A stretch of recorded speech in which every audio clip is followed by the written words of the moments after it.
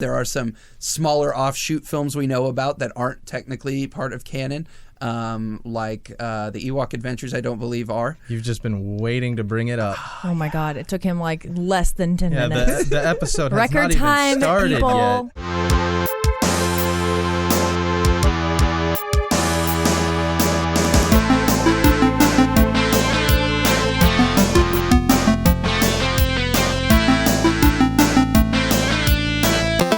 Welcome to Heroes and Villains Presents Ultramode, a brand new podcast for fans by fans. I'm Jimmy Green. I'm Katie Cormier. I'm Jordan Kelly. And we're your hosts here at Ultramode. And we're really excited to be doing this. This is a great opportunity. We're all gigantic nerds from birth to now. And this is going to be a lot of fun to talk really, dive into storytelling and things in different fandoms and properties, and we're really excited to be doing this. But I guess first off, we should probably introduce ourselves, let people kind of know about us. Yep. My name is Jimmy Green, or Jimbo, and I'm a radio DJ and podcaster. My big nerddom, I guess, is horror movies. That's been my big thing for a long time. I collect horror movies. I'm always watching them, but I'm also very much into comic books. I've got an extensive collection of 90s animated TV shows. Let's see. Yeah, I'm a big Avatar: The Last Airbender person. I'm really into Alien. Yeah, that's kind of my main areas, I guess. Katie? Well, anyone who doesn't know me, which is pretty much everyone listening, I guess, my big nerddom, to borrow Jimmy's term, would be probably just a lot of Disney, a lot of anime, a lot of Ghibli, cosplay, everything in between, conventions, stuff like that. And Harry Potter. My biggest one. Yeah. For sure. Disney and Harry Potter are up there. Yeah. Jordan? I'd say pretty much everything that both of you guys said. My focuses are for sure comic books. That's been a long time thing. But also another long time thing is video games. And the cool part about video games is that was kind of a shared thing. Like, it's video games based on properties and all of that. Those were some of my favorite growing up. So I just kind of like accelerated my interest in all this stuff even more. Yeah. So comics, video games, movies, Star Wars is a big one too. So I'm really excited to get this whole thing started. And it is worth pointing out that we're not strangers to each other. We are all longtime friends. Jordan and I are best friends, which now that's on video, so he has to either confirm or deny. Now they've got evidence. We're best friends. And then me and Katie have known each other for a long time, and I don't know about best friends, but we are very close. And wow. Well, I'm just saying. Called out. No, I'm just kidding. I'm at your house for the first time, so. Well, yeah, but we live pretty far apart and stuff. That's true. So. And we're best friends per you on this video, and I'm at your house for the third time. So. Wow. Yeah. Not a competition, I think it's but third okay. time. I don't know. I think it's second or third, yeah. And then what about you two? We're friends of friends. Yeah, acquaintances through all of you and just a mutual ton friends of mutual that friends. We've been friends with separately for like a very long time. Wait, do I get to be Nick Fury? Did I put the team together? Oh my God. Don't tell him that. Or Professor X. I'll shave my head. Ooh, I like that one better. Yes. I vote yes. More like so much so that it's kind of weird that we're just now like it is weird that you guys are and just becoming friends. Yeah, although you and I were friends for like years before we even met, which was just one of those things. Internet, man. Yeah, the internet. Yeah. So basically, what we're going to be diving into today is Star Wars.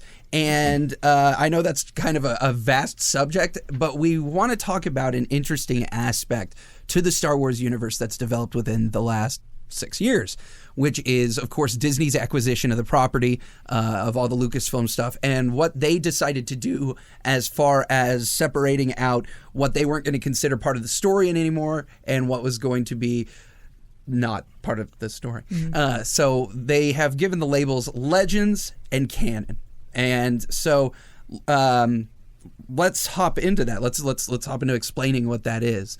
Basically, Legends is everything that existed within licensed Lucasfilm universe for Star Wars, but wasn't going to be carried forth in the stories that Disney was going to be telling. Basically, canon, of course, is the general term canon, and this is what since 2014 Disney has decided is actually part of the current story. So canon, of course, includes all the films.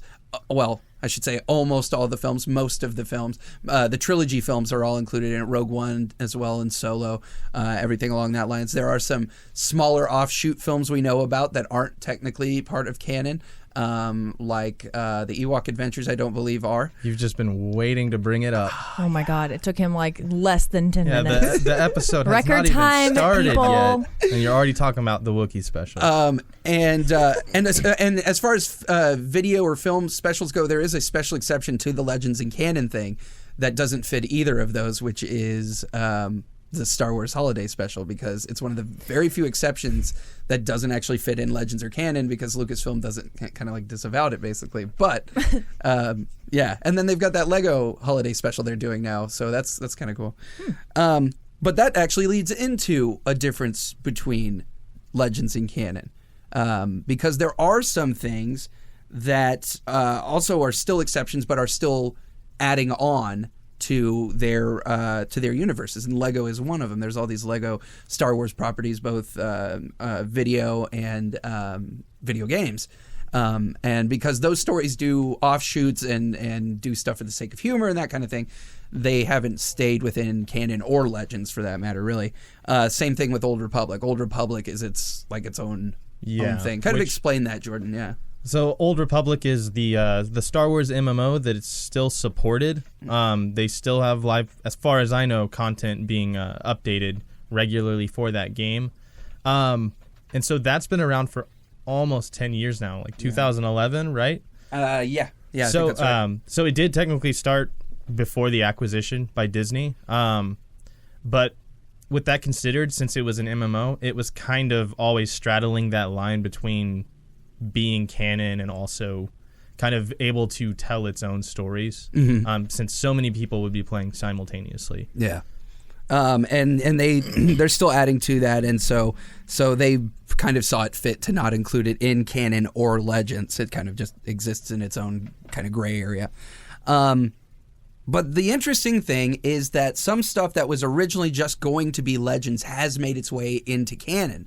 And that's kind of where our conversation begins today, is that difference in some of the big things in Star Wars as far as how they differ in the Legends mythos and the canon mythos. And you know, there's been minor things, like there's some characters from Shadows of the Empire that have now found their way into canon but aren't majorly established. They're more like referenced characters and vehicles and stuff like that. But yeah, that's what we're going to get into today. How would you guys say you came to Star Wars originally? For me, it was the early 90s. I was about 5, maybe 6 years old. And we were at a family friend's house, and I found these tapes just going through their collection of tapes in the living room. And I found these ones called Star Wars. I didn't know anything about it. Mm-hmm. My dad had never told me about it. And I asked him, and he was like, "Oh, these are awesome. You will love these." And so I think he just wanted me to shut up and gave me something to do. Whatever, I don't know. So he sat me down, and I just watched those movies, and I fell in love with them. And then from there, like, all of the other media, like the video games, the comics, and then just watching the movies over and over. Because I got my own tapes after that. And I literally watched those movies, like, every single night until I fell asleep. Yeah. So, yeah. Wow. I've been in love with them ever since. That's and so then cute. No, I'm kind of the same way, like, because you and I are the same age, and so I came up in that same era where, you know, Star Wars was still kind of bleeding over from the 80s, and I had an older brother who had recorded Empire and Jedi on VHS I think it had played off TV. Did you get, you have the commercials? Commercials, yes, yeah. Oh my God. Yeah. But we didn't have A New Hope. It was only the last two, not the first one. And so I saw A New Hope a lot less, which I actually have kind of appreciated more as an adult, going back and watching New Hope more without the same like saturation that I had with the last two. And I've come to love New Hope even more. So yeah, that was like my first introduction. But by the time I was, to that point where it's like, I really need more here, they were re-releasing them into theaters. The special editions were coming out. And special editions. Yeah, we should talk about that too, because I was glad that I got to first watch those and even first own, because the tapes I got were before the special editions re-released. Yeah, in theaters, and so I'm also appreciative of that I got to watch them in their original me too, version, and then I got to see them with the modifications and the revisions that they made. I've got the original tapes. You just can't see them, but they're like right over there. Which I was still really young when those came to theaters as a special edition, and so the changes to me at the time I still thought were cool. Yeah, yeah, me too. Yeah. And they're dated, but superimposed shots of Boba Fett. Yeah. Yeah. Some really bad CG here and there, but I still loved it. So. Yeah. And it was cool that I finally got to see them in the theaters again. So. And at the time, it was like, I'm sure it was like, it looked great. Yeah, you're a little kid and you don't even notice. No. Yeah. The special editions were something else, and my my feelings towards the special editions and the originals developed more as I got older. But yeah, it was an interesting time because those re-releases just blew Star Wars way back, even more so, and leading up to Phantom Menace and just the whole Star Wars movement that basically started again in the 90s and continued through the 2000s until we gapped again until the most recent trilogy came out. But still, that gap was filled with all sorts of stuff like the TV shows and Clone Wars and stuff like that. So it really has been there hasn't been a generation without Star Wars now for a long time. Almost 50 years. Yeah. So it's kind of incredible. But Katie, what about you? Okay, well, no one turn off the podcast, please, when I say this, but I just recently watched all of the Star Wars movies for the first time in the last year. Did you watch them the way they were released? I watched them, and apparently this is a huge no-no, and I've gotten so much flack for this from all my friends and everyone. I'm sorry, but I watched them in chronological order, of the story. It's not how I would recommend it, but I think it's a really cool way to do it. Right, and I had no idea. Yeah. Because I'm like, what? It makes the most sense. I'm not going to get confused. Then I'm just going to do them in order. And I did the prequels first, and everyone's like, no! No, that's kind of an interesting way to do it, and to watch the story develop in that way, where most people who were watching the prequel trilogy went into it knowing exactly all the references, but I'm sure there was stuff that just didn't hit for you because it was you didn't you didn't have the backstory to. I'm sure there was stuff that was supposed to be a surprise. Yeah. In the in the original. Yeah, well, you know what I'm saying? I know what you're saying, and you brought up something when we were talking earlier that I thought was kind of funny, where it's in the prequels. No, it was interesting because in the prequels with Palpatine, you see him and you see the hologram projection, the Sidious moments. I was like, that's him. That's the same guy. They don't try to hide that at all because other people have seen the movies that follow these, so it's Palpatine. It's obvious, Yeah. But you watching it for the first time. Yeah, that for the You're first they're one. not fooling me at all. It's the same guy. I see him. I know who that is. They're insulting my intelligence.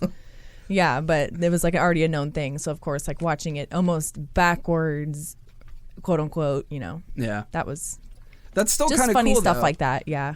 And watching the movies get older, age differently, watching the newer ones first, the prequels, and then going forward, the movies looked older. That was weird too. So, but. In that regard of legends and canon and stuff, so since you're coming at it from that angle, is there a topic in Star Wars that you'd say you're most familiar with? Yes. So I've actually read the most into lightsabers. Oh, okay. And the whole kyber crystals, that stuff, I think is really interesting.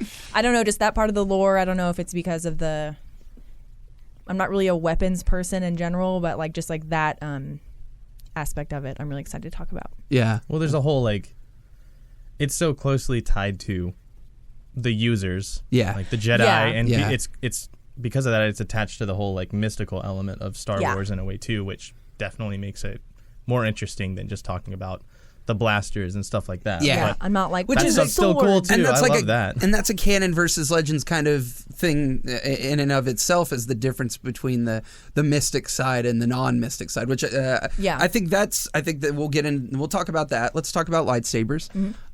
What's another kind of legends versus canon thing, Jordan, you want to talk about? Obviously, one of the biggest fan favorite characters, not just of Star Wars, but of all pop culture, Boba Fett. Yeah. We should talk about Boba Fett. Oh, Baba. Mr. Baba. Mr. Fett. Baba the Hutt. Robert Fett. Robert Fett, yes. Old Rob Bob. Fett. Fetty Bob. And I think I want to talk about a boy and his dog. I want to talk about Han and Chewie's relationship. Just can't get away from the Wookiees. Yeah, man. Well, furry things, Ewoks and Wookiees, and everything. Leave the it best, alone. the best things in the Star Wars We universe saw are that furry. you've charted out at least 5 further episodes just about Ewoks. Really trying to map out. They didn't that call it the Wookiee Great episode, Ewok or the Adventure Ewok. because it was mediocre. Okay, it was great. Well, that's why we're here. We're going to shed light on all the little. You don't have to wonder; it's there in the title. Little They tell tidbit. you. A lot of people think that Phasma from the sequel trilogy could be the little girl from the Ewok movies.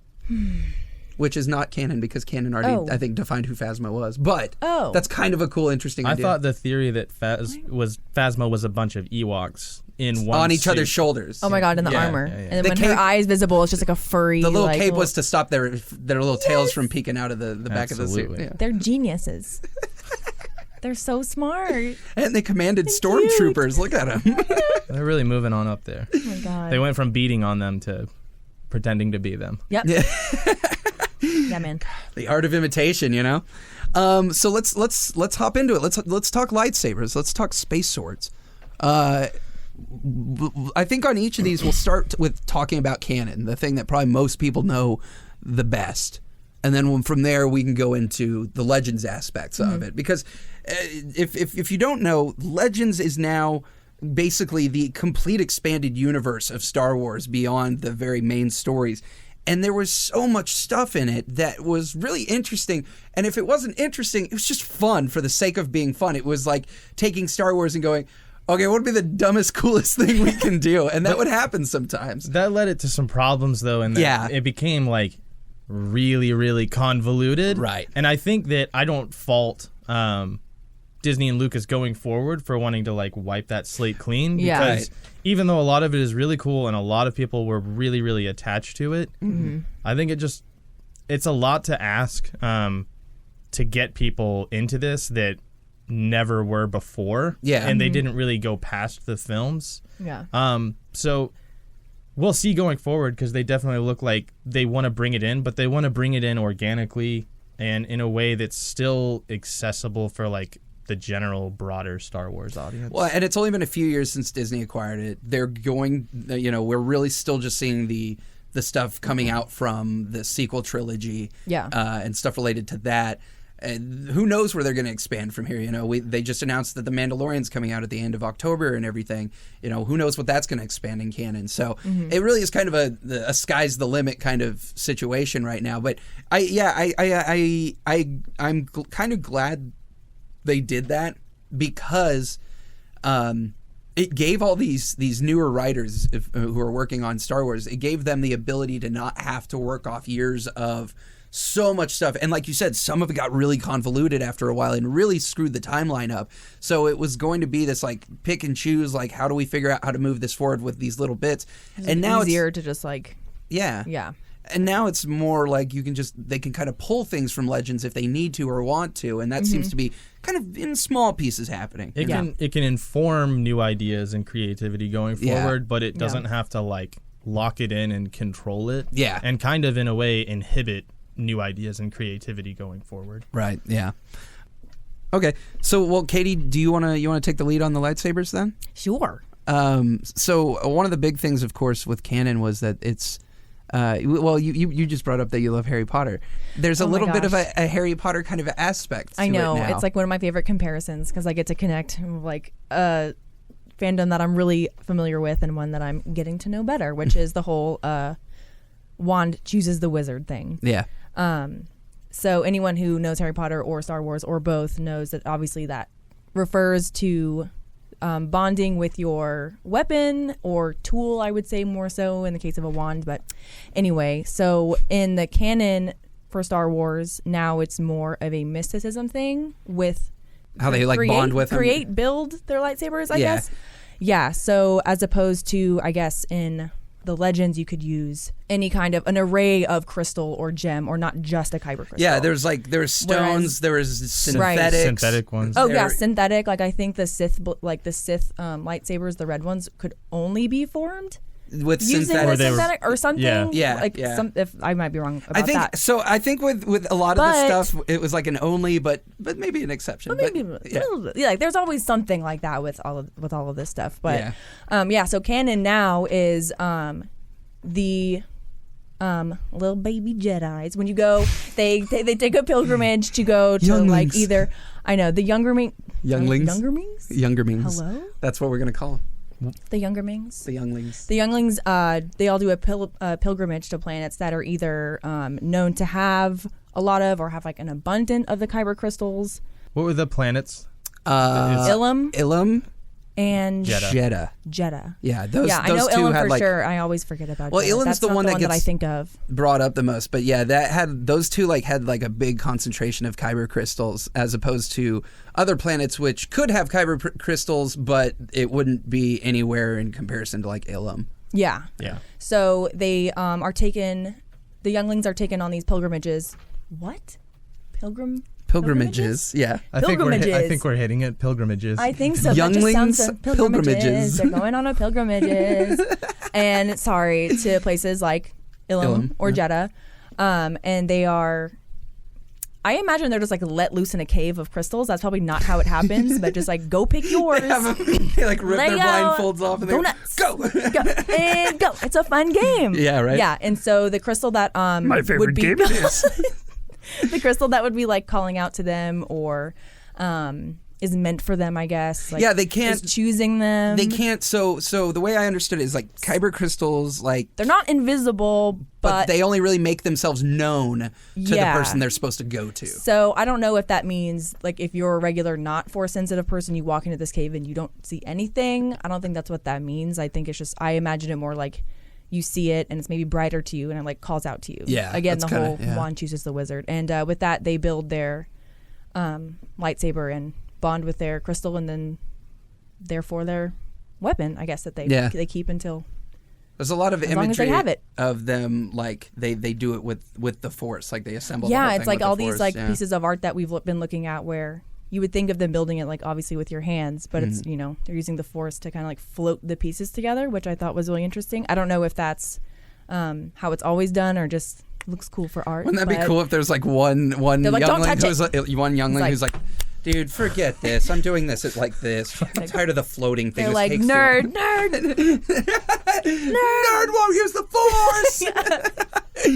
Like it makes more sense. So, what about colors as far as lightsabers go? I think Jedi usually go blue or green. Yeah. And then the Sith, their red sabers, I guess like those in Legends were come from the synthetic ones. Yeah. In canon now, it's those come from forcing a will, like a Sith's will, upon an already existing crystal, I'm pretty sure. Yeah, that's And yeah. turning it bad, essentially. Now it's a bad. Yeah, kyber now it's a crystal. bad crystal. And which is then turns the blade red, and it's called bleeding the crystal. Yeah. So Yeah. yeah. It's like which I think is so cool. I love that term. Yeah, that is- bleeding it's the all crystal. it's like influencing metal. the crystal with like their hate, Yeah. their hatred. Yes. Yeah. Yeah. So yeah, canon definitely has added a lot more. Whereas, like in the age you and I grew up in, Jordan, it was the lightsabers were very much just a technical device, and that still sits within Legends, which is kind of what we grew up in.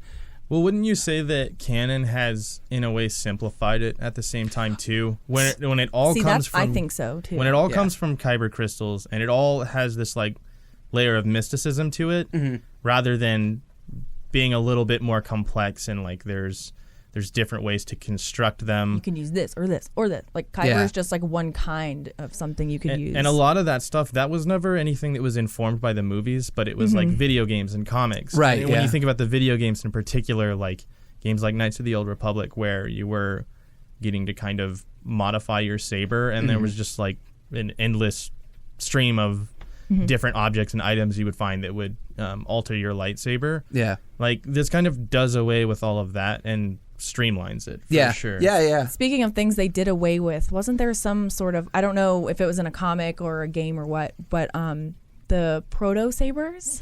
Okay, so that's like a backpack. No, with that's a battery pack. Great place like to leap in on purse. Legends. Yes, I think it. so you get a little fanny pack. Hell yeah. Yeah, so there are these things called proto sabers that were the early models of lightsabers. Not the earliest, because the earliest in Legends were basically samurai swords that glowed with the Force. Actual metal that Yeah. would illuminate with Ooh. the Force. Which is samurai. an interesting thing in Legends that doesn't never really got brought up again. Like, why weren't they imbuing other things with this power of the Force in other ways? You know, but yeah, so they would basically, I guess they hadn't figured out how to power the lightsaber. You know, obviously the crystal is just the reflective device for the most part. And so they had to figure out some way to power it. So it had a cable coming out of it that connected into like a pack on their side or on their back or one Similar thing. concept to like cell phones for us. Like the original cell phones were giant. with so the cord, there's a way of Big, condensing the power source into something that was completely handheld. Yeah. I love there are these like the proto sabers, and then there's like we were talking about the black saber in canon, which is the dark saber. Yeah. Which is a really interesting thing that has become a big part of Mandalorian, and it was in Clone Wars, and was it in Rebels? It's from I can't remember now. the animated series, and well, the most recent thing that you touched on was that it did appear as one of the final visuals that you see at the end of the Mandalorian series was the dark saber. But the dark saber is another like variant of it, of the lightsaber. That's really cool. But that's kind of that's not necessarily a proto, but we've been given enough about it that we know it's an old device. But Yeah, I didn't know much about that one. there, you hit on this earlier, but I want to rehash this for the legend side of lightsabers. That it didn't have to be kybers. Kybers were used, but then there was synthetic. There were gems. There were rocks. There was actually a bunch of other stuff that would apparently work in place. Yeah, and the gem, yeah. I think, and in that case, in these cases, those gems or stones or whatever you use, crystals, would directly affect the color of the blade, as opposed to now in canon, it kind of just takes your on Force spirit does it. Yeah, the Force chooses a color for you. Yeah. Or I like to think of it as like your alignment kind of affects it. Yeah. But same thing, yeah. Or there's colors that aren't explained either, like Mace Windu's purple one. Yeah. Which is this weird exception because, as many people know, They're like, we'll do it for him. yeah, they put the purple in because Samuel L. Jackson wanted a purple one, but technically the reason he has a purple one in canon, because there's stories about the young Mace Windu and and other stories outside of what happens in the movies with him. I don't think they ever really truly go into explaining why there's one guy who's got a purple lightsaber and seemingly no one else does, but Samuel L. Jackson. Well, and then Rey has the yellow one. They had the yellow ones in the animated series where the temple guards. The temple guards have the yellow saber pikes. Pikes. Yeah. Oh, okay. Yeah. So canon itself seems to slip out of its own rule a little bit, just slightly. Yeah. Just enough to make significant visual. It seems like the color thing. Declarations. The color thing is a little loose, even in canon, though, because we've obviously talked about where there's some things that are structured, and like so those guard sabers, the pike ones, they're always yellow. So that kind of calls into some questions about how the whole the colors develop based on I guess, Like what the your- Force determines. Yeah. So there's obviously some ways that it can be manipulated. And I forgot Fallen Order, Jedi Fallen Order, the video game, added more colors into canon, although it seems like they are part of canon, but it's just not really being talked about a whole lot. Yeah. Because I think it's part of that, like you were talking about with Knights of the Old Republic. It is an aspect that has to kind of be in the video games because it makes it more fun. But it did apparently add orange, indigo, cyan, and magenta. So those also supposedly exist within canon now. Pretty and so specific. Yeah, like right. those colors. Excuse me. But within Legends, there was, like you said, colors could be a choice. There were times where it was symbolic of rank, like they had the different types of Jedis, like the counselors and the sentinels and stuff, and they would generally like use a specific color, almost like a decorational thing. Or and then, but really, it was a huge Legends, just an absolutely gigantic spectrum of colors. If you could think of a color, it's probably been used in a lightsaber at some point in some. There was also the color cores, like wasn't there the black cores? And there's different core colors that you can use, and then design the outer like as color. opposed to the white glowing part, the center. Yeah. It's literally like would be a different color, black or something. Yeah. Cool. But then in Legends as well, there were huge variations on the hilt and stuff. I mean, there were weapons that were like, people had knives basically that were lightsabers, or other general weapons modified like to be dagger lightsabers. Ones? Yeah, Like little short ones. shorter ones. Yeah, Cool. And there was all sorts of different kinds of variations on the build, whereas canon has generally stuck to the general, solid hilt style, maybe a curved hilt a little bit, but there was, outside of just sword emulating type devices, the Legends, there was all sorts of stuff, and I think that is one of the things, and I think it's been a very wise decision on Disney's part to clean up lightsaber mythos, because that gigantic variation that Legends, or when it wasn't Legends, it was just Star Wars Expanded Universe. People did that because it makes sense. Color is one of the easiest things to change in a fictional media, and especially in something like this where it seems to have some sort of symbolism. People were going to manipulate that as much as possible, but I think having a system to that probably is the better way to go about it, instead of it being a crayon box. you know? And it seems like what you were saying about it, even that rule now being a little more loose on the loose side, even in canon now, like things like when you customize one like in a video game or something. Yeah, it's like it doesn't really have any like real like canonical meaning. It's just like because it's a game and you want to customize your stuff and have it look cool, like stuff like that. So they're like, well, that's fine.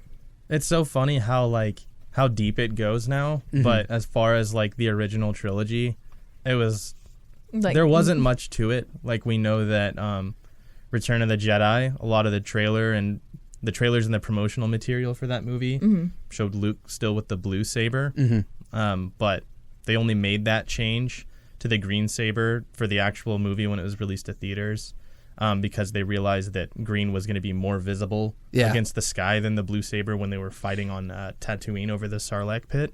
So I just think it's funny to think about like it being such a small thing that they were changing for like technical reasons for the film that has now developed into this huge thing. I mean, I'm sure, I don't know if you remember that moment, but there was always there's always that Star Wars fan talked about moment when you first see the actual green lightsaber, if you didn't know about it going in, and it's a super cool moment. It's like, oh my God, where did Luke get that from? And that's actually an interesting thing. It's like we don't technically know. It hasn't been established. It was in Legends. It was Luke made a lightsaber with a synthetic crystal. I was going to mention that. Yeah, and it came out green.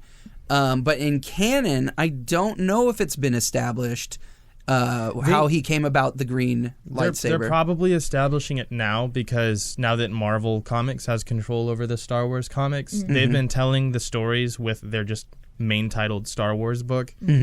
So like the first volume that they did that started in 2015, that focused on the span of time between A New Hope and Empire Strikes Back. And now they've moved on to a second volume that's the time between Empire Strikes Back and Return of the Jedi. So they're probably going to give an explanation for that. That is going to be considered canon. I'm glad we're talking about that saber in particular, because I was going to ask, before we wrap up on this segment, if you guys had like a favorite saber Oh. while watching these, and that would be mine. And it was, as you said, like when Luke, you first see Luke's new like I have constructed saber. Yeah. The green is so cool. Yeah. Does anyone else have the green, like a main character? Sorry.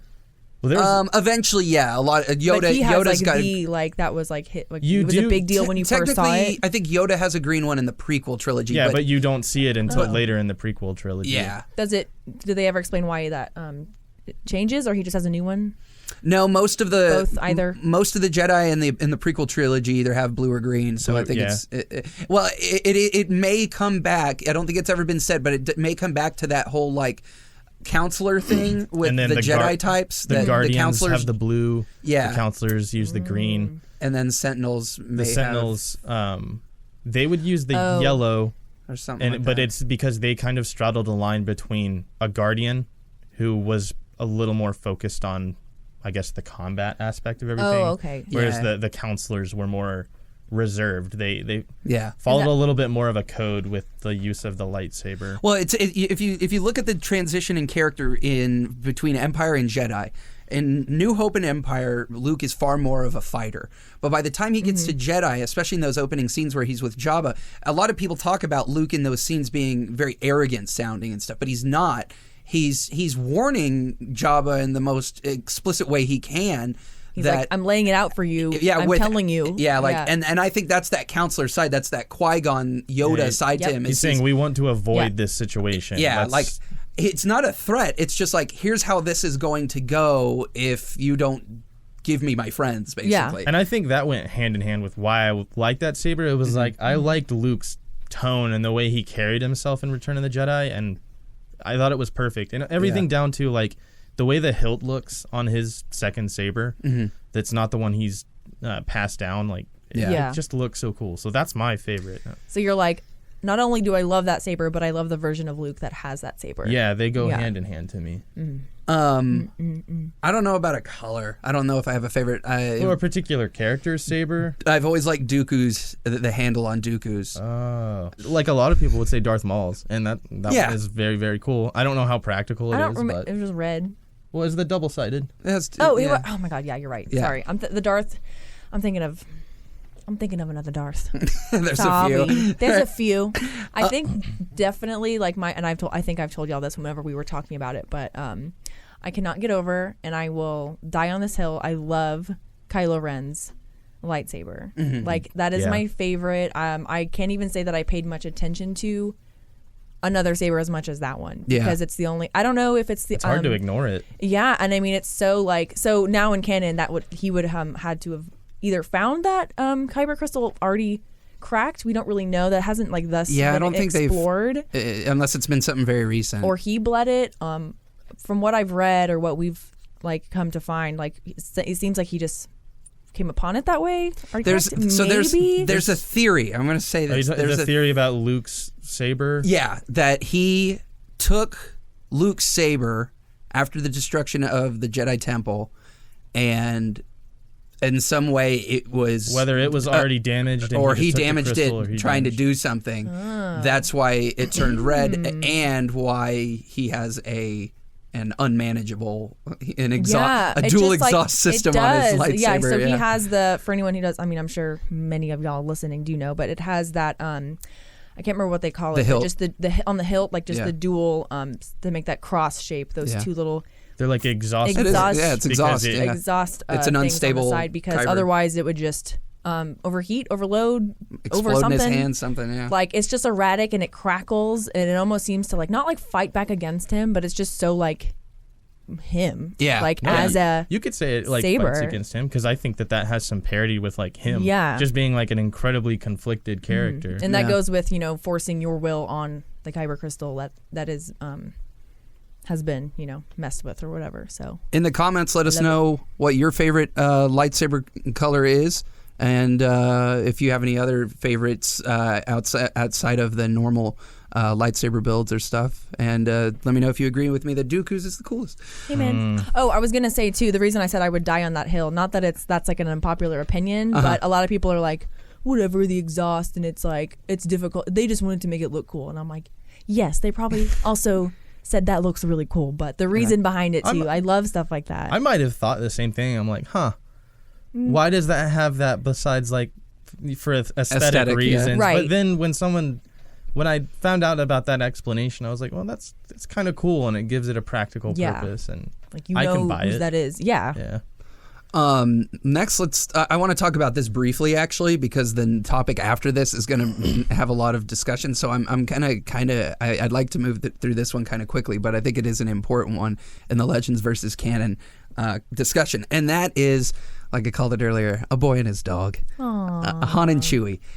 So the difference between Legends and Canon when it comes to the relationship with Han and Chewie is an order of things. And I'll explain that to start with, so everyone knows what I mean.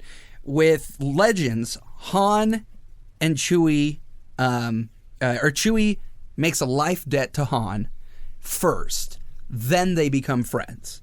In Canon, Han and Chewie become friends first, and then Chewie makes a life debt to Han. So like in Solo. Yeah, kind of, sort of. It would be during the events of Solo, but it isn't actually mentioned until a book series called Aftermath By Chuck Wendig. Yeah, I think that's right. So that's where we're gonna hop onto this. Is that with Legends, life debt first, then friendship, then Canon, it's friendship, then life debt. Okay. So in Legends, and in both actually, Han works for the Imperial military. But in Legends, he actually achieves the role that he wanted to, which he becomes a pilot in the Imperial Navy. Right. In Legends? Yeah. Okay. Yeah, in Legends. Yeah. Sorry. Right. It gets confusing. I know. So in Legends, Chewbacca is a Wookiee slave, freer. He frees slaves. Oh. And so he gets caught trying to free some Wookiees. And Han is ordered as an Imperial Navy pilot to execute Chewie, and Han refuses and spurs Chewie's life. So they both get sent to Coruscant to work, basically like prison work. Yeah. Just basic prison work. Basic prison work, the huge. Basically, Chewie fights back against one of the guards. Han ends up saving him. And Chewie and so Han and Chewie escape, and then Chewie declares the life debt to Han for sparing him, right? For sparing him and basically helping him out get free again. Yeah. An interesting aspect to Legends, though, is that through all of this, Chewie has no family. Okay. In Legends, Chewie doesn't have a family. He does in the Star Wars Christmas special. But in Legends, he technically has no family. Okay? Now, Not canon. In canon, though, Han is an Imperial soldier, like you said, who wanted to be in the Imperial Navy, but he was really he hadn't gotten there yet. He gets tossed in with a creature called the Beast, and that turns out to be Chewbacca. And that happens because he's Han's insubordinate, which is pretty common with his character. Chewie's basically being used as entertainment. They end up escaping. They have some adventures together, which is Solo. And Chewie gets a chance to be with other Wookiees, but he makes the decision to stay with Han, which I think is really important because then he declares this life debt, which isn't in Solo, it's in Aftermath. But I think it's interesting that he makes that decision based on friendship, not based on a life debt. Yeah, and does have a family. And that's right, yeah. In canon, Chewie is searching for his missing family. That's why when he's imprisoned and he's the Beast, he was in the process of trying to track down his family. So he, once again, kind of does something. Well, he does something very selfless, and he puts his own personal things aside and takes on this life debt as a result of his friendship with Han. Yeah. And I think both ways are really interesting, both Legends and canon.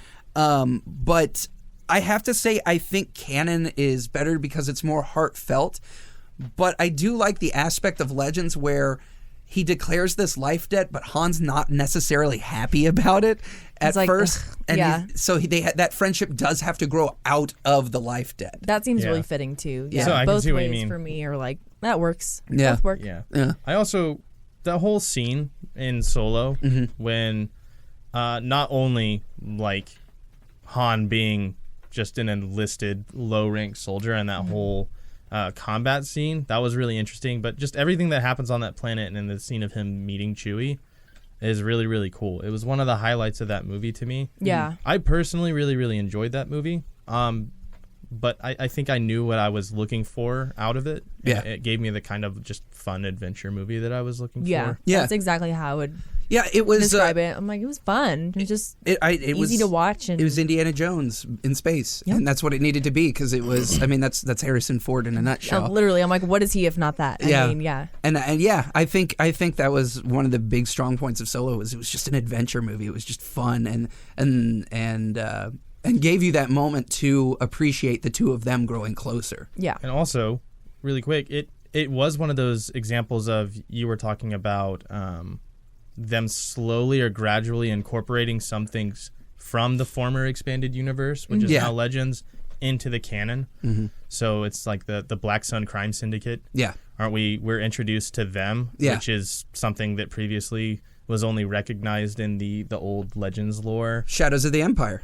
Which a few things have gotten dragged forward from. Dash Rendar has shown up his in a ship. The Outrider is seen leaving the Mos Eisley spaceport. He's mentioned in a a special edition of A New Hope. He's mentioned in a book now too.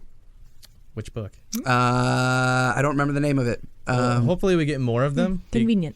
We get more references and incorporations of Shadows of the Empire because I know you, Jimmy, and me both having that been a big part of our childhood since it was a huge multimedia thing. Yeah. I'm not familiar with that. Yeah, that's one of those things you wouldn't only see the movie. Only see the movies. But yeah, we want it to kind of be included more into the canon so that everyone can be exposed to it. So that's something that y'all would cool. see like to be carried over into canon. Tales from Vandor, by the way, is where Dash Rendar has been mentioned now. Gotcha. Yeah. There's something else. Oh, I guess you could say the Darth Maul appearance at the end of Solo. That's kind of... you mean the expansion of his story and everything? But never mind. That was really already included because of the animated series. Yeah. And also, those were the Darth Maul comic books that Dark Horse did preceding 2014 were one of the few, if not the only things that were accepted as canon. So they still publish those, like under... Marvel has republished those Darth Maul comics, and they don't have a Legends banner on them. They're just canon. Interesting. Well, you know what's something that was left out of Solo? What's that? Boba Fett. Robert Fett. There was an interesting thing we were all talking about earlier before we got to recording about Boba Fett, actually, which is the Mandalorian or not Mandalorian thing. Do you want to talk about that real quick? Okay, so this is like super complicated.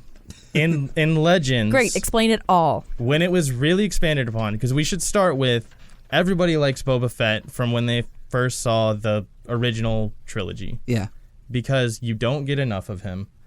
And well, actually, Katie, you have an interesting perspective on this. Yeah, how did you? So I was talking to you guys about this earlier, and y'all thought it was funny. Because I was talking about things I thought seeing all of the movies just recently, as opposed to maybe like growing up with them, like you guys have. And one of the things I noticed, and I just like did not understand, was I have been aware of the character of Boba Fett like probably my whole life. Like, well, the whole stories of Star Wars. That's how like big that story is. It like, you know, I didn't even watch the movies and I knew who everybody was, you know? Yeah. But I was just like, oh, cool. Here comes this Boba Fett guy. He's a big deal. And then he's just like, dink, and just like falls. And then just like, I'm like, oh, wait. Oh, that's it? Yeah. Like he's gone. It's like, coming in from the way you and everyone did, just loves him. Yeah. And I and get then it. you Like, realize he's like super he's cool. just, And I was just like, oh, wait. Like, you know. But I don't know. Yeah. That was funny. Sometimes small characters make the biggest impact. Yeah, and I was telling y'all, it's like knowing who Yoda is and finally watching the movies, and he's in like 30 minutes of one of the movies. Yeah. You know, you're just like, oh, okay. They were Like just the mascot characters. for Star Wars. Yeah. Characters people fell for. But yeah, I mean, like, I know that he was, all I had to see was those like just mere minutes of screen time that Boba Fett, if even that. Yeah. Between Empire Strikes Back and Return of the Jedi, and I was like... And that's definitely the reason that Lucas added in stuff in the special editions with Boba, was just to give Boba more screen time. Well, and he was really just like standing there. Like, well, you were even saying like a lot of the stuff that... Like it's the mystery, and like he's a lot of this he's in the background. It's everything There's a lot you of don't stuff going know. on that you don't know. It's like you know what's happening, but you don't get to see it. And that's another reason Shadows of the Empire was super cool for people like Jordan and I, was because it expanded on what was happening between Empire and Jedi, and including what was going on with Boba. Mm-hmm. So, but once again, it was its own little like tightened multimedia event. That didn't drag into the movies and everything, and now belongs within the Legends, minus, like we said, a few things that have gotten forward. But so Mandalorians. Okay. As far as them being Mandalorians, so in Legends, undoubtedly Boba Fett is Mandalorian because it's like pretty vital to his character, and a lot of the stuff that they kind of expand on, it's crucial to who he is. He's clearly a Mandalorian, but there was sort of a question for a long time with canon on.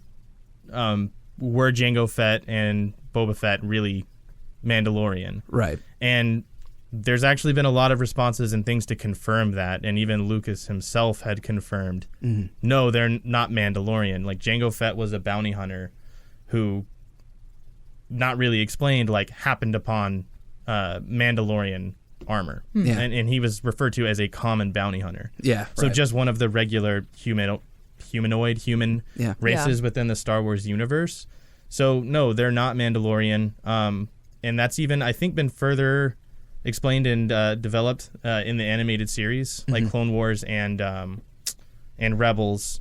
Like in Clone Wars, Obi-Wan does go to Mandalore and speaks with someone, and that's when they actually put a confirmation within Star Wars media where he's referred to as just a common bounty hunter. How he came upon that armor, I have no idea. Yeah, so with canon, of course we know that Boba is a clone of Jango, but they give him one that's not going to age accelerated like the regular. It'll age clones. in real time. So a normal. Just a normal kid, except.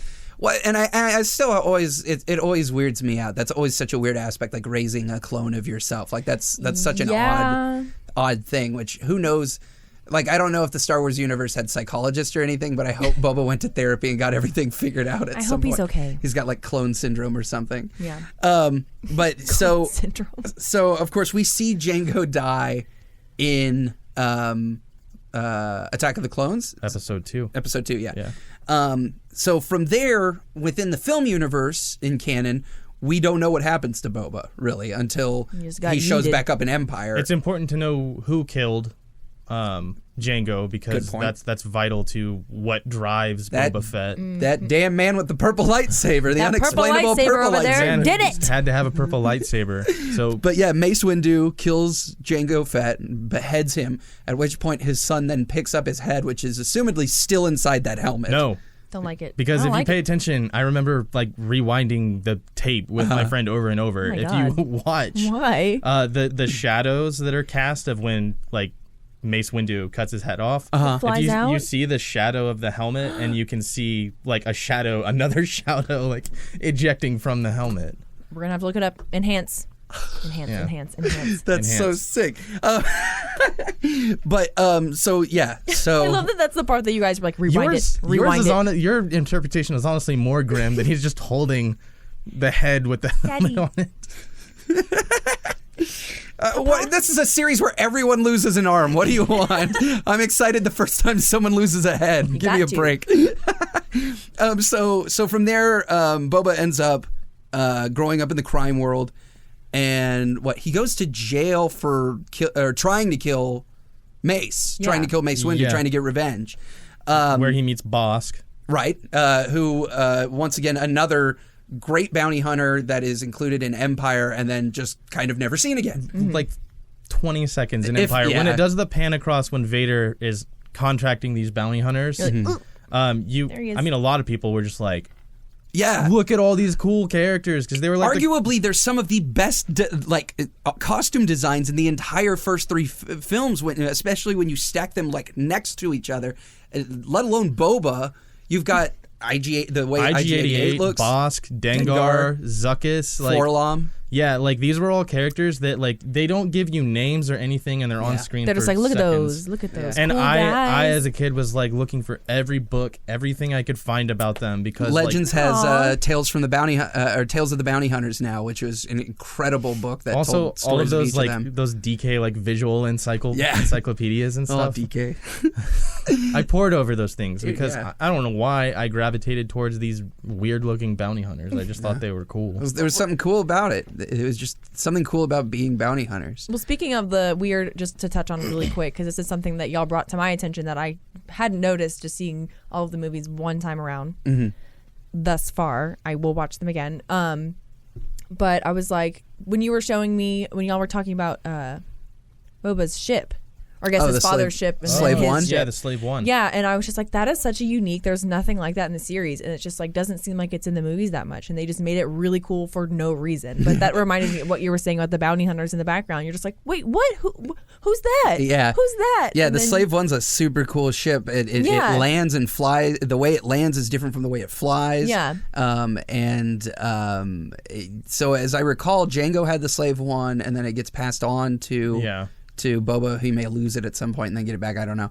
That all speaks to like just the vision and the creativity that like Oh, yeah, they went to the totally. finest details to develop these ideas. And Yeah. like it's like the Slave One Boba Fett ship did not have to be No, they didn't have that to make it cool anything. or Like, uniquely designed at all. Yeah. But it was. So Boba joins up with Bosk. They start this bounty hunter gang, and they do a bunch of bounty hunter stuff for a long time. In the bounty hunter gang, I think Dengar shows up. I don't think he's in it initially, maybe, but I think he becomes part of it. Dengar's like relationship, or at least like introduction to one another, happens earlier in canon now than I think it really did in Legends. Legends. Yeah, I see what you're saying. Yeah. Because we can get to it later, but with the whole thing with the Sarlacc pit, Dengar's there miraculously to just recover Boba Fett, and I think he's that's just waiting at this point. He's like, they know who each other are, but they like actually develop when he kind of nurses Boba back to health. They develop an actual like real solid friendship or relationship from there. Yeah. So yeah, this kind of brings that back earlier in the timeline. So then Boba is like striking out on his own in canon. He gets hired by the Empire for the first time. And that's a really interesting thing to happen because he's hired to track down whoever it was, the pilot who took down the Death Star. yeah, not knowing Anything about who he is. He just knows where he's headed. He finds out who it was. Yeah. Brings the information back and has no idea that he's telling Vader, Hey, your son's alive. your son that did it. Yeah. Vader's like, Imagine being Vader and he's like, it was just this dude named Luke Skywalker, and he's like, he's like, yeah, it's so annoying. He got away alive and everything. So he's still alive. And he's like, who is this dude? Huh? That's weird, huh? All right, well, thanks. crazy. Anyway, see you later. But Vader's doesn't inform Boba of that. Like, I don't think Boba knows even after that no, point. he's just like, this annoying guy. I hate him. And Vader's like, But yeah, cool. so for the first time, yeah, Darth is like realizing like, oh, my son is alive. This could be a potential issue. And he just blew up my giant ball. So this my is favorite toy. So we're not having a great reunion first time we run into each other. No. So let's talk about where Boba ends in canon. Because in Legends, we have a more definitive, continuous story for Boba. But in canon, he falls into the Sarlacc pit. And from there, that's kind of all we know.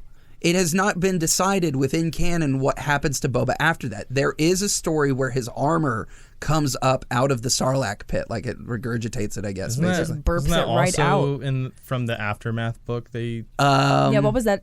Yes, that happens in they Aftermath. mentioned Yeah. that the Jawas like discovered his armor. Yeah, I think that's right. Yeah, but yeah, so he doesn't come out, but his armor does. But once again, that apparently is not a definitive answer as to what has happened to Boba Fett. So in canon, we could see a whole mess of Boba Fett stuff coming our way in the next, forever, because they're just probably never going to stop making Star Wars I think they have to be stuff. keeping him in their pocket to be like, they love him too much. They have to do something with I would think. Yeah. I think so. That's the whole thing. Is they're definitely just trying to keep that door open. Yeah. They know his popularity. Yeah. So like, if you look at it from that standpoint, Yeah. They're like, geez, we didn't Smart expect y'all to. decisions. yeah, Okay. That's a business decision. That's a no-brainer to like get more Yeah. content and merchandise out. That's a Boba Fett. Now, in Legends, as far as Slave One goes, Slave One has a whole mythos and stories, and there's all sorts of stuff known about Slave One in Legends, by the way. So it's got a history. Yeah.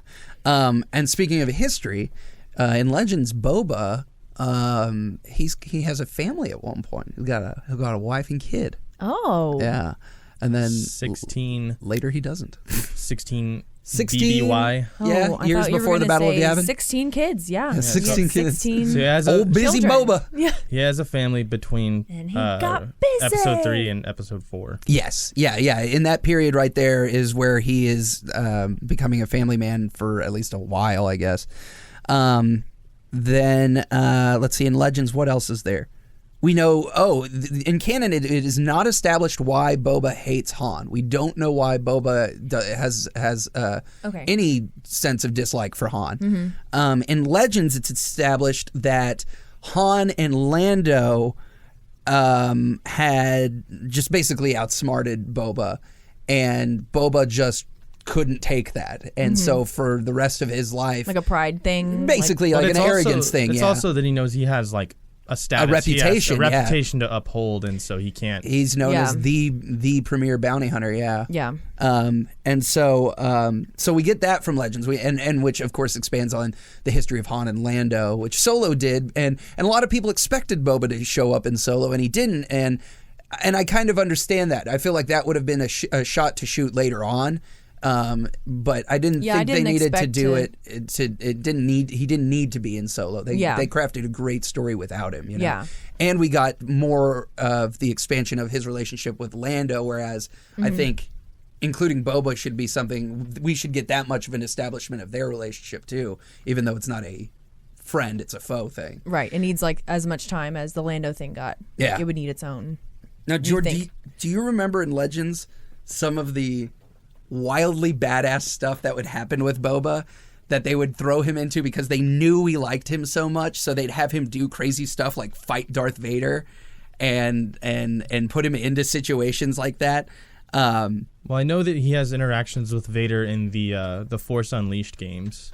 Yeah, right, yeah. That's one of the ones I remembered. I was like, when? Yeah, Where? Other parts of Legends, they get in a fight on Merrick's Minor, and Boba gets to a point where I think he could kill Vader. He could end this, and he I guess decides not to because he realizes like if he does, like the entire Empire is going to come after him. Like he's never going to get any reprieve.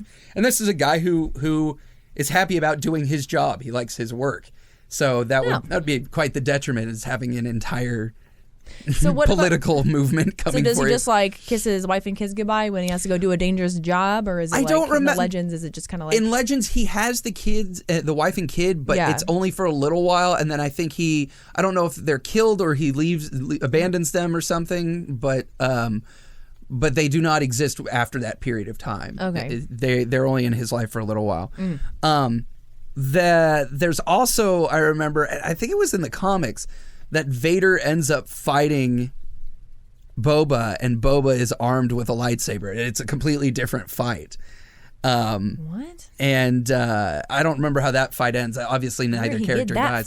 Yeah, right. But that's some of that like cool stuff that would happen in Legends, where it may not be the coolest thing to some people, but it is one of those things you expect out of fandom. Right. Like, what would be like if this character had a lightsaber? They're gonna lose it over this character had a lightsaber. Yeah. You know. So that kind of stuff is really fun. But jumping back to like Shadows of the Empire, we get that explanation for what's happening to Boba in Legends in that period. We know he's transporting Han. We know he does a couple other runs. We know that he's being pursued because he has Han. We know that there's in Shadows of the Empire, the video game specifically, I do very much remember the level where you as Dash Rendar are like in pursuit because you have an opportunity to get to Boba Fett while he's like stopped on this one planet. and then you have a really cool boss fight with him, and then you have to fight the Slave One too. Oh yeah. So yeah, Shadows of the Empire. Fight the Slave One. Yeah, you as fight the ship. You as just Dash Rendar like- are just jumping around fighting the Slave One while it's like flying around you. Oh my! That's what I have in my head. Yeah. Sounds cool.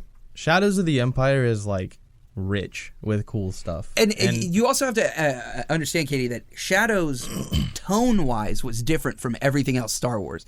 It had this Really? more kind of attitude, grit vibe to it. It introduced a new antagonist entirely that was really only ever seen within Shadows of the Empire, which was Prince Xizor. Yeah. Who? Say again. He's a green guy. Big Green guy. Got it. Ponytail green guy. Ponytail green guy. Big Yeah. green ponytail. No, the ponytail's black. He's green. Oh. Yeah, he has okay. black hair. Now I got it. Yeah. I can't remember for the life of me what his like painting a picture. species race is called. Yeah, I but can't either. But he was a cool character, and he was much like he was like a crime lord, kind of like Jabba, right? Yeah, involved with the Black Sun Yeah, syndicate. but yeah, we get that in Legends, but in canon, we kind of don't really know what's going on with Boba in that period of time. We know he's transporting Han, obviously from the movies, but that's about all we know at this point. But then you go through the events of Jedi. He delivers Han to Jabba. They're out on the sail barge, and of course Han accidentally whacks Boba into the Sarlacc pit. That's such a Just yeets him. I mean, really. boring. And just once like, again, one of the greatest characters that everyone loves, and I can't the believe. most hilarious way I heard it put, and it was just like a breakdown video that I was watching to like freshen up on the topic. It was just like the most unceremoniously killing or something. Yeah. Of a character, and I was just like, that really is what it felt like. No, like, yeah. Even I, who like again had no like real connection with the series yet, I was just like, oh man, like, yeah, what? He's And it's cool. Like, It's like surely they already knew that he was like hugely popular from merchandise sales and stuff oh like yeah, that. there So was it's like a toy of him that was like super sought after, wasn't it? Yeah. The rocket launcher. Yeah, so One. it was like you buy all the toys, and I think it was a mail away rebate. Yeah. Or not a rebate, but like a mail away They toy. just like threw it together. Yeah. And yeah, it was like super rare. Yeah. But yeah, but it's because there's like some prototype version or something that they didn't Yeah. produce Oh. because it was That's a right. choking hazard for kids because of the missile. What is launch it? it into your Listen, mouth. whatever, man. Yeah. So he falls in the Sarlacc pit. Now in Legends, I have to point out, and we've said this, he falls in once and he gets out. Dengar's there Yep. because he's supposed to be there, and you're supposed to be digested over 1,000 years. Right. Dengar's searching through the wreckage of the sail barge. He's just like, I'm gonna look for some crap after this Yeah, fight. he's picking up the pieces, dude, and he rescues Boba from there and like nurses him back to health and everything. Like was just waiting outside the pit, I guess. well, no, everything He was happens trying to at get the him pit. out. No, Oh, everything he's happens already at the there. pit, Right. And so he goes because Jabba's ship has Jabba's dead bodies Yeah, down there. the sail barge. So there's probably valuables on that barge because of Jabba and stuff. And so Yeah. I would assume that's what he was doing, was looting. He somehow either sees, or I don't remember exactly how it happens, but yeah, he pulls Boba out, nurses him back to health, You just heard like a help. and so Boba's back, and he's like, all right, it's bounty hunting time again, right? And so him and Dengar are doing some stuff, but Boba finds out that there is a guy impersonating him during this time. He's like, oh no. A guy named Jodo Cast. And so Boba has to go show down with this dude because it's like, I'm not letting this stand. Like, there's no way. And he takes that dude out. But all in all, this even more so announces to the rest of the galaxy, like, oh, Boba's here. And if we didn't already believe that this other person that we thought was Boba Fett was really Boba Fett, well, this definitely confirms it. But something that happens in this period of time is that Boba and I think it's during this period of time, Boba and Han squash their beef. They make up, they kiss and make up, and they're pals, or at least not going to try and kill each other anymore. Yeah. Or overreact when the other one shows up in a room. Boba Fett, Which is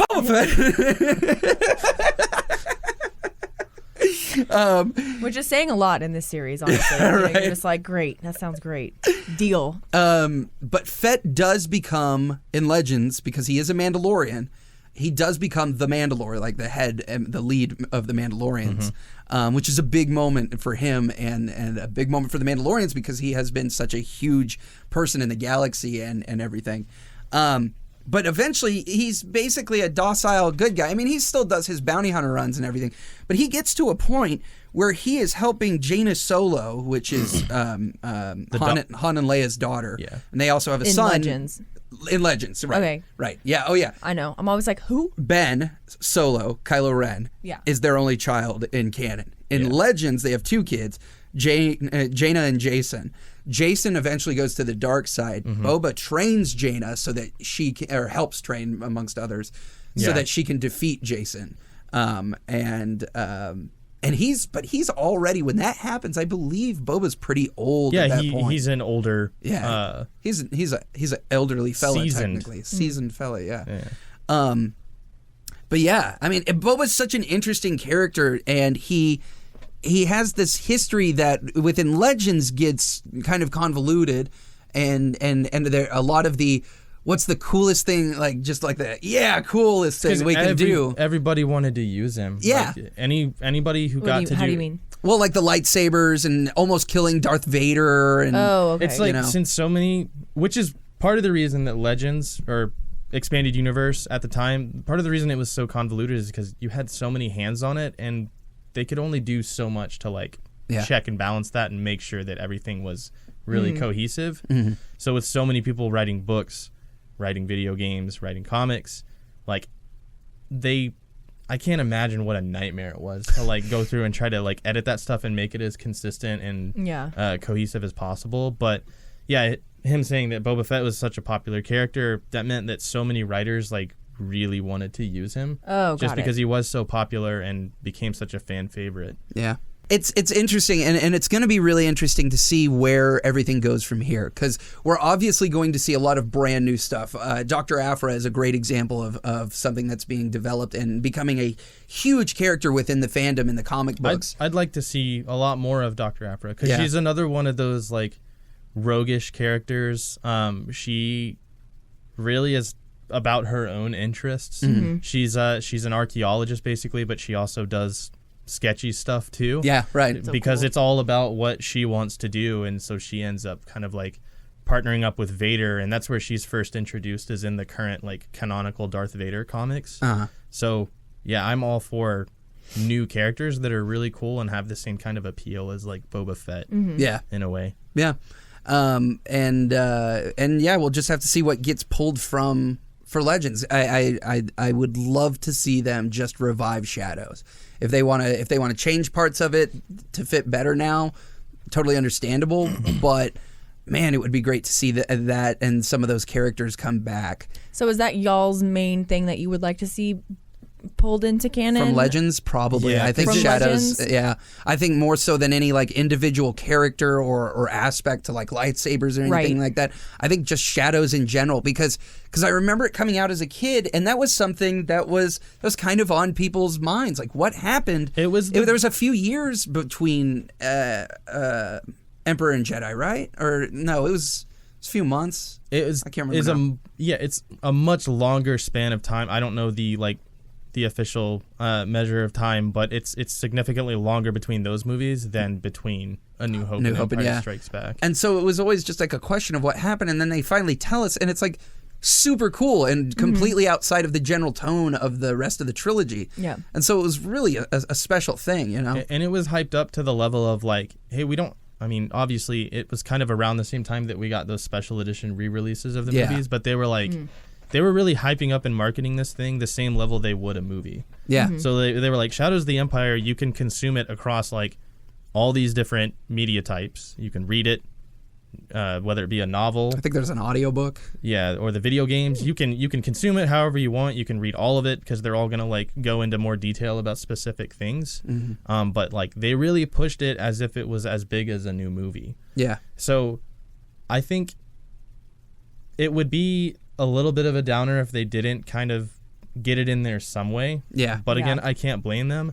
But it seems like they're already kind of like They are filling in those blanks already. They're like sprinkling Vader, that in. the Vader series going on right now in the comics, the TIE Fighter series and the Bounty Hunter series are all filling in that gap in certain ways right now. But there's still ways they can bring Shadow of the Empire in. And obviously, since they've already brought the Black Sun Crime Syndicate in through Solo, it can exist forward from there too. So, well, that's I think that's our episode on Legends versus Canon when it comes to Star Wars. What do you guys think? A good start, I would say. This podcast is in association with Heroes and Villains. It's Heroes and Villains presents Ultramode. And you can check them out at heroesvillains.com. We want to hear some stuff from y'all in the comments, obviously. We want to hear what you guys think about canon and Legends. Like, what is if you were to think about Legends, like, what are your favorite Legends things that we did not talk about? Things that either like only existed entirely that you want to get pulled into. Yeah. What do you want to see come into the movies? Yeah, I love hearing. That's why I asked y'all that. I'm like, what's like your favorite thing that you what see, is? Leave it in the comments. So bad. Yeah. What from Legends would you like to see pulled into canon? Yeah. Just what are some of your favorite moments from Legends and canon? And also, like we said earlier, let us know about your favorite lightsabers, and colors and styles and all that kind of stuff. Do you think that Dooku's is the coolest per Jimmy over here? Would you concur with that? Are you going to be one of those Darth Maul people? We can block you from the YouTube channel. I'll block you in the comments. So we can know. Comments off. Sorry, guys. Not a real listener. Not a real fan. And also, outside of Star Wars, what topics do you want to hear us cover on this podcast? We want to hear from y'all. We want to hear what you guys think, too, because we're not the only fans in the room. You guys can hear us, and we can hear from y'all. So let us know. Well, until next time, I'm Jimmy Green. I'm Katie Cormier.